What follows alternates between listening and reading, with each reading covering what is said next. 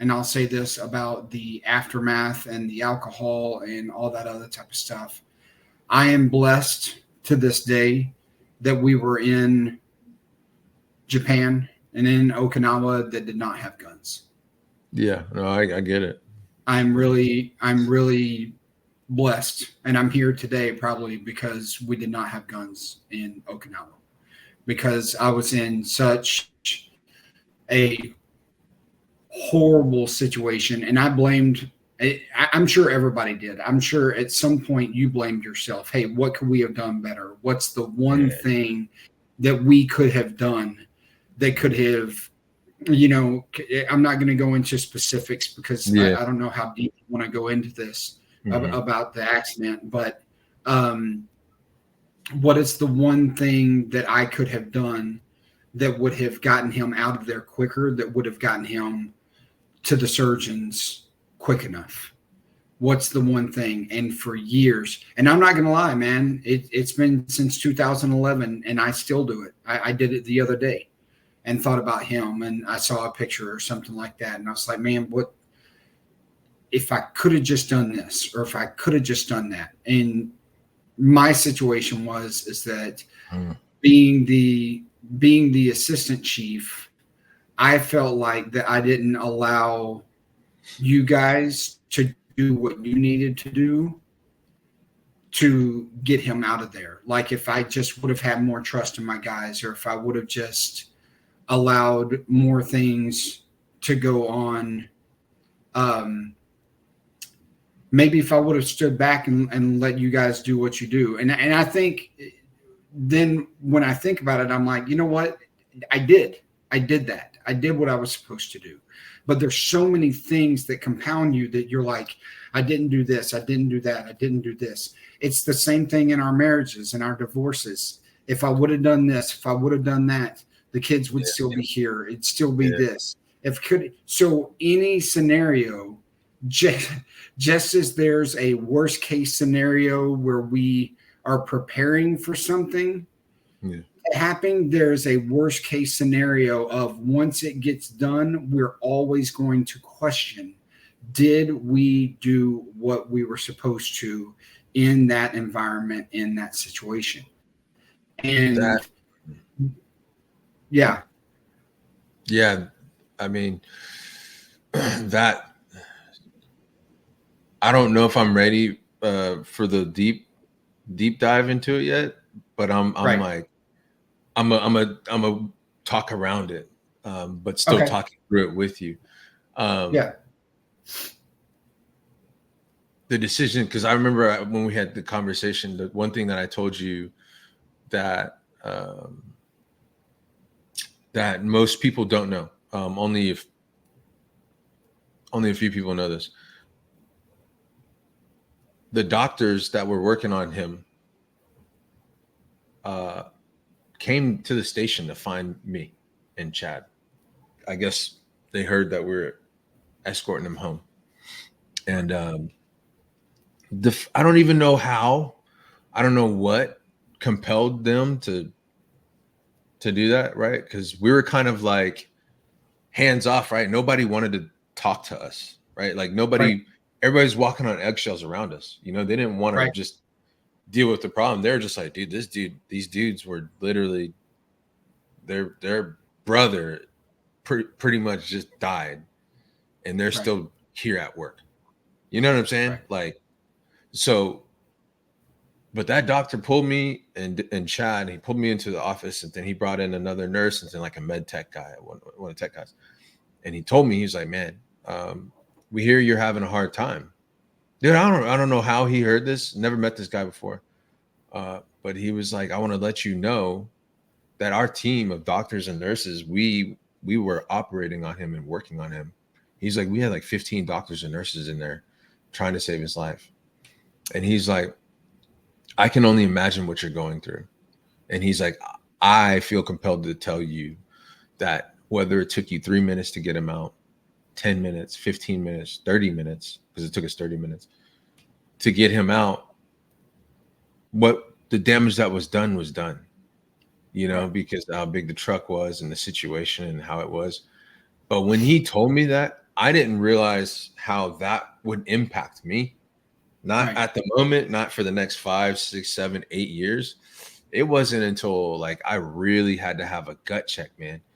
I had to have a real gut check when, we kind of talking about marriage and divorce and boom and all that trauma and pain and the suicidal ideations and how all that plays into our relationships that are closest to us, because what it does is it isolates us from them and it pushes them away.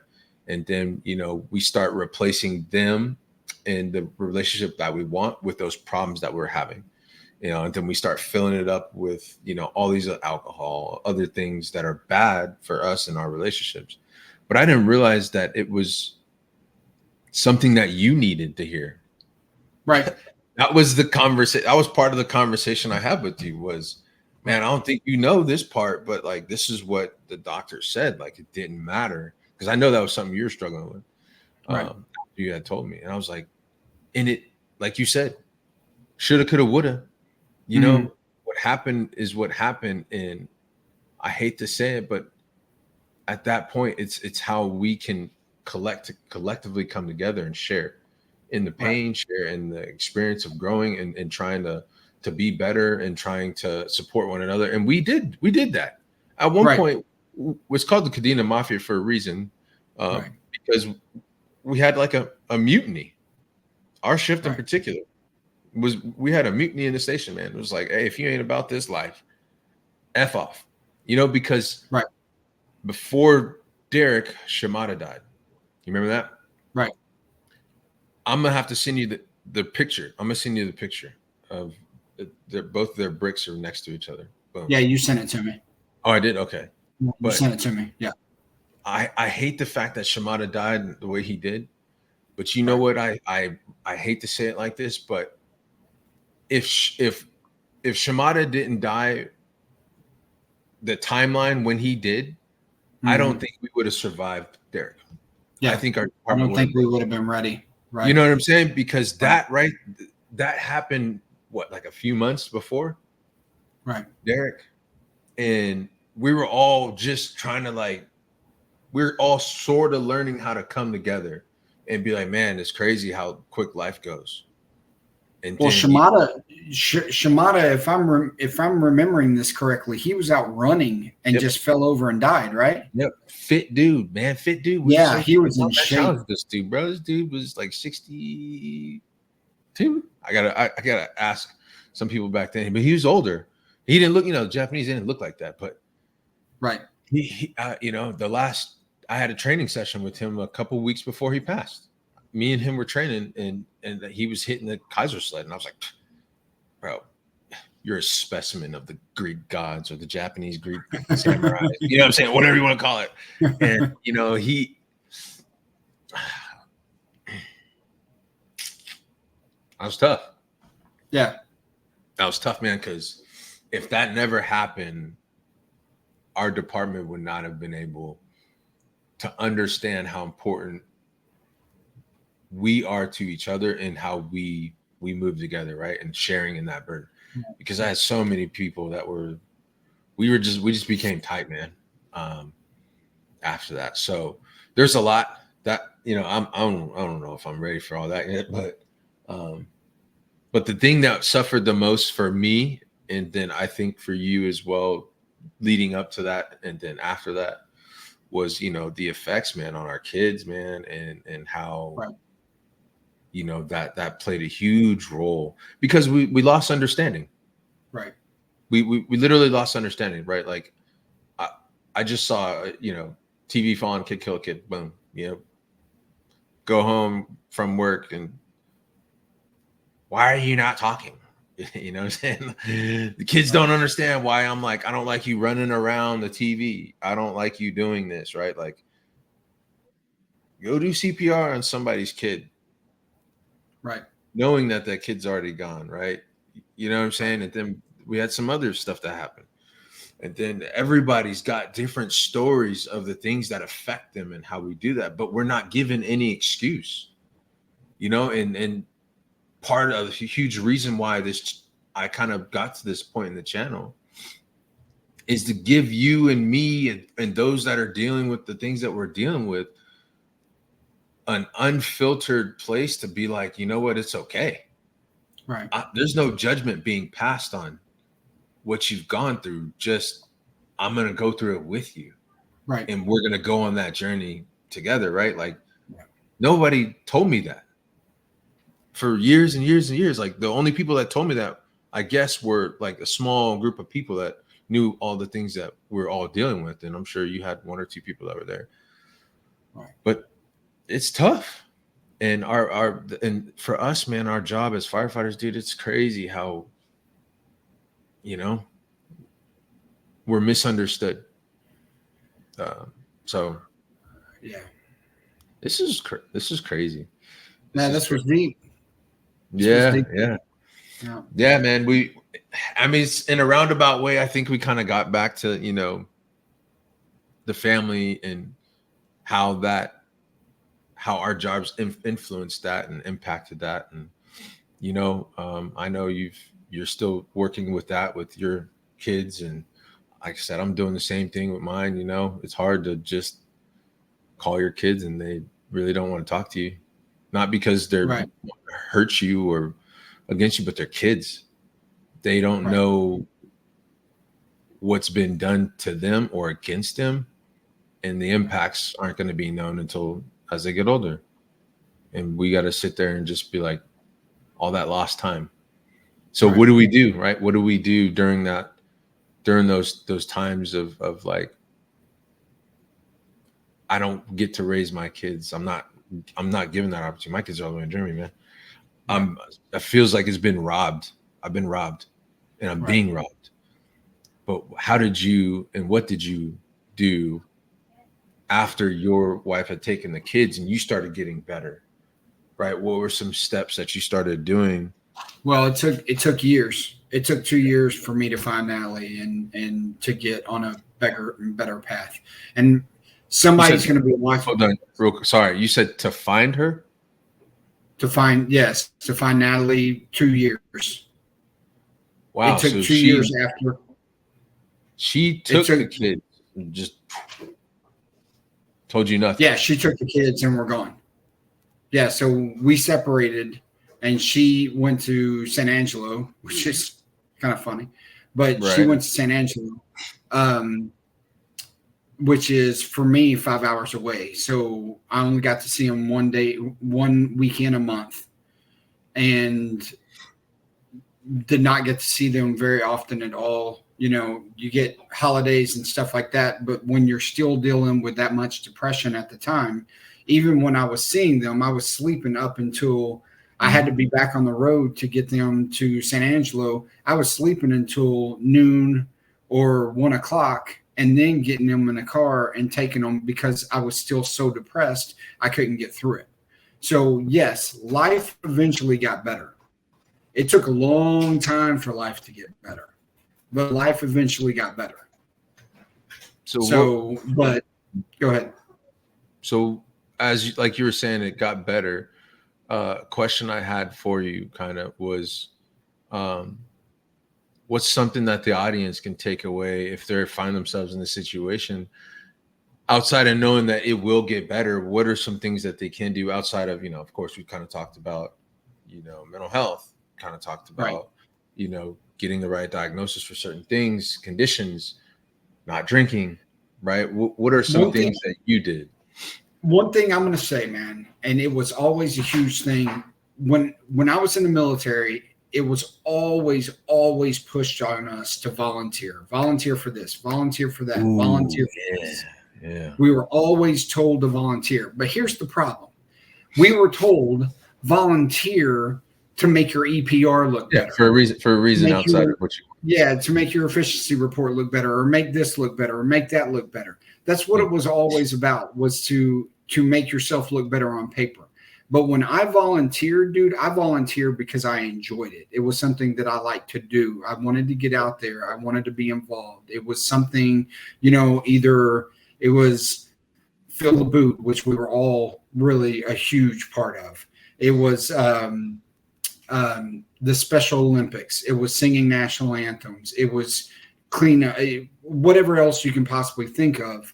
It was doing things that mattered. And when the divorce happened or the separation happened, because the separation happened, we didn't legally get divorced for 2 years. Mm-hmm. So that was a whole waiting game in its own right there.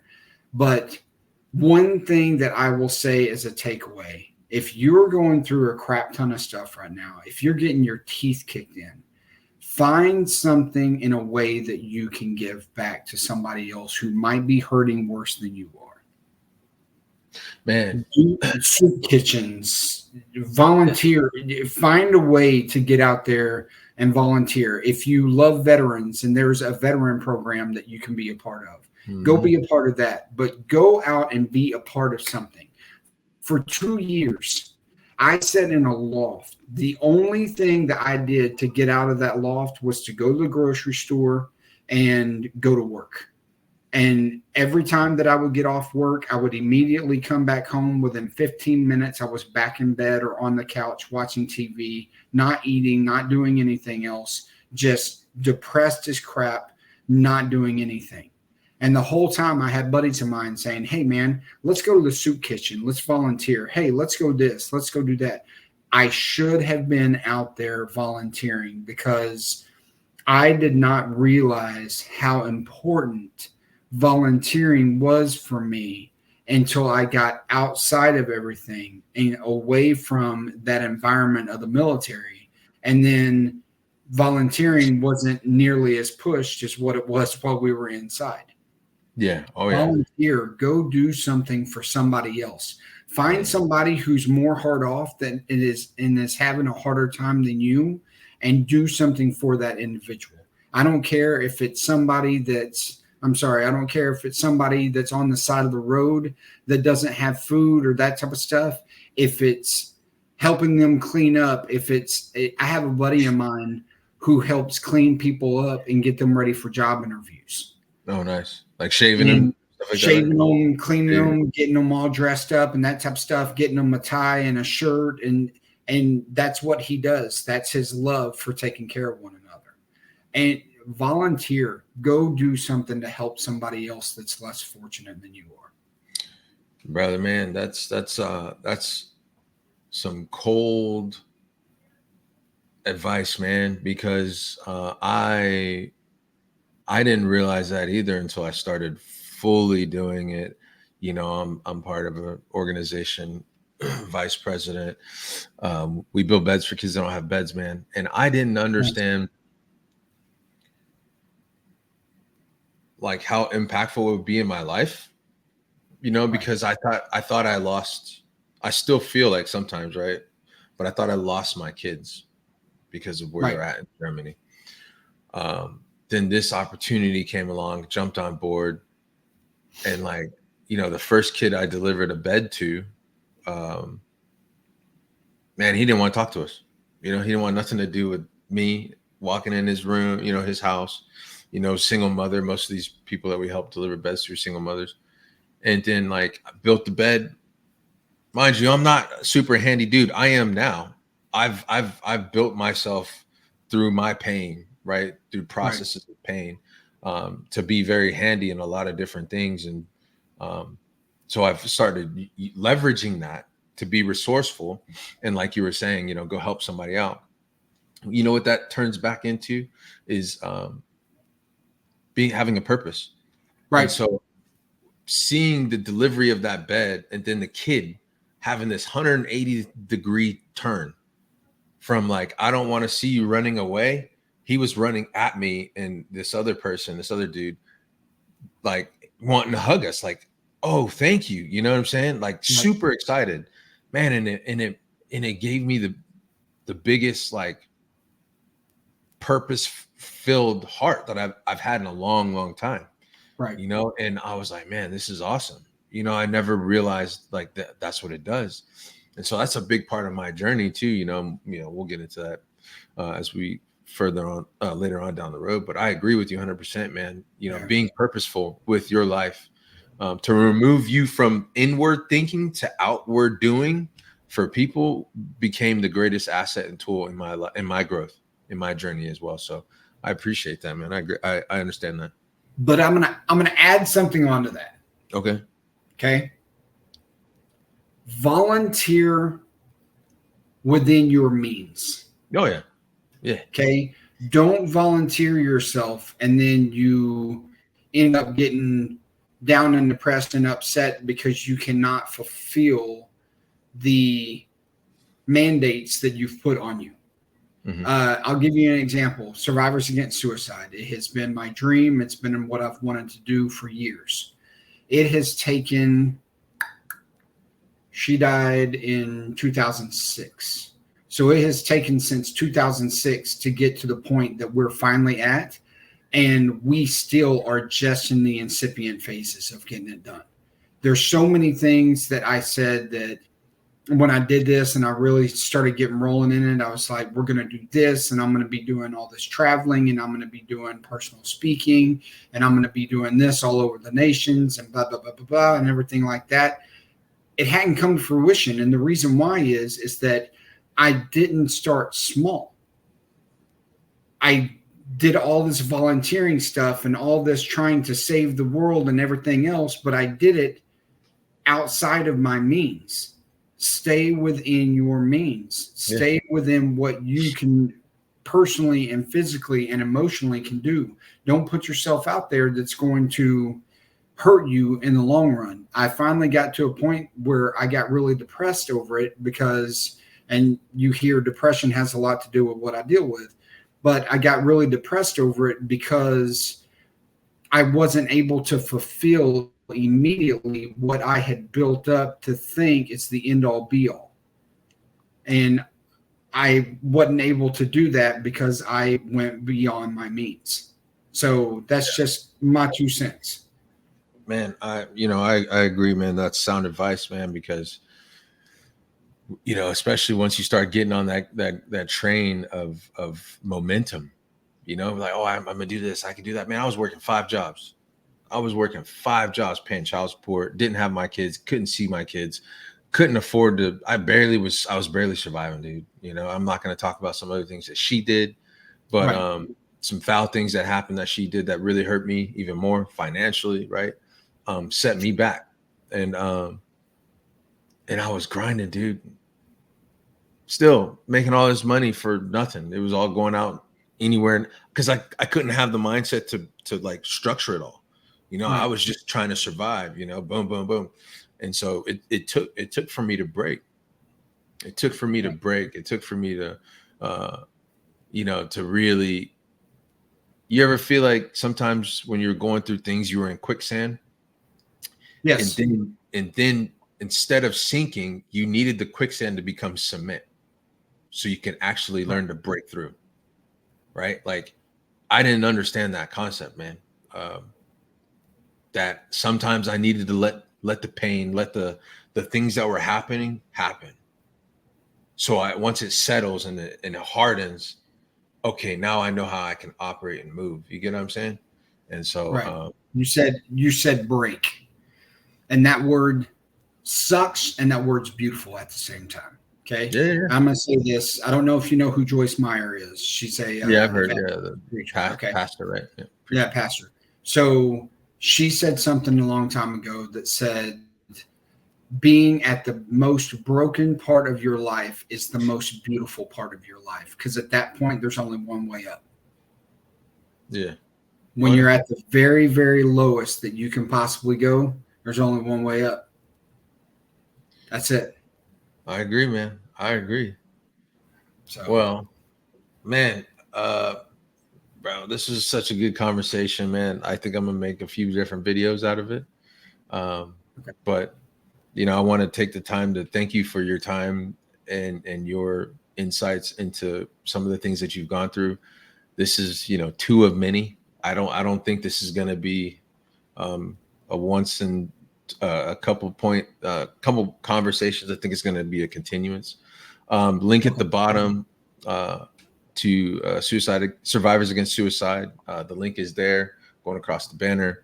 Mr. Nelson Thomas, CEO. He's in charge of that. He's that is his thing, man. So I appreciate your time. And again, like and subscribe to the channel. I appreciate everything that you do, brother, man. And I'm glad that you're still here. I'm glad that we had this Thank you, conversation. man.